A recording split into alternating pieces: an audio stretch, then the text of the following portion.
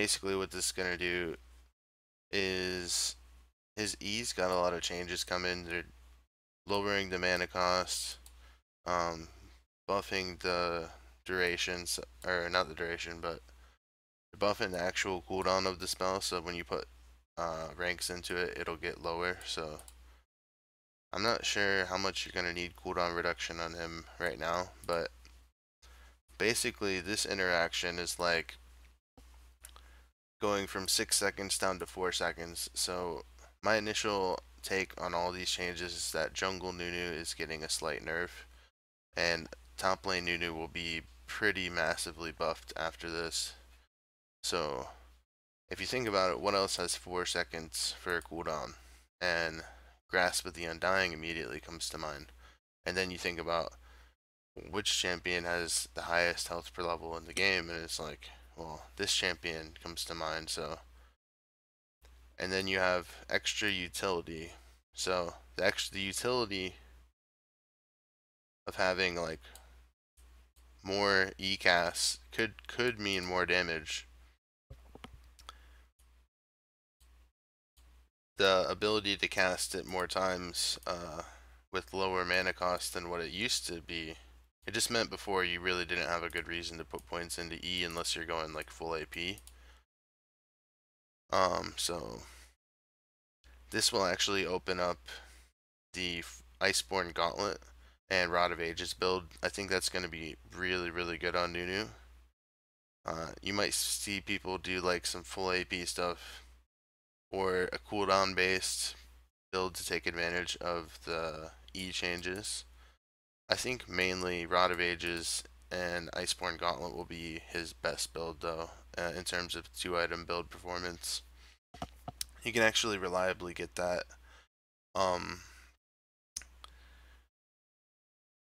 Probably reliably get it before you get into the full-on team fight phase. Other than that, you'd be forced to just split the entire game, and if you're gonna split the entire game, there's probably better champions than Nunu. So the other main point about this change is slow duration is going from 3 seconds to 2 seconds. This is because they're massively buffing the slow strength at earlier ranks. So it's pretty much the same slow strength at max rank, so it's actually a nerf once you get up to the max rank. But before that, it'll hit a little bit harder on the slow early game, so that'll just give you a chance to tag them a few more times and get Grasp of the Undying procs off on them. The other main thing is that they lower damage, obviously, because you're going to be able to cast it more often, and slightly lowered his AP ratio, which all his other ratios are still going to be intact. He really only has one other damaging ratio anyway, which is his ultimate. But yeah, he'll still be the same kind of Nunu, probably slightly more annoying now, and might be able to get followed up on a little bit easier. Let me see if I can change slides here.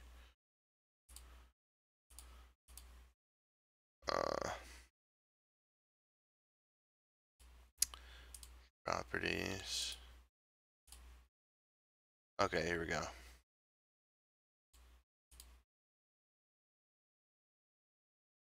This is like what I would run on Nunu top or jungle right now. You probably could still go strength at the ages if you really like that for jungle Nunu, or like honestly anything else is fine. Everything will work. He's mostly utility-based champion anyway, but I think these masteries would suit him really well in top lane. You don't really need sorcery or double-edged sword or any of this stuff really, and this is take it or leave it, bandit or dangerous game. I think I would take bandit just because he's kind of item reliant, and you want to get Rod of Ages and Iceborne Gauntlet as quick as you can. Maybe even going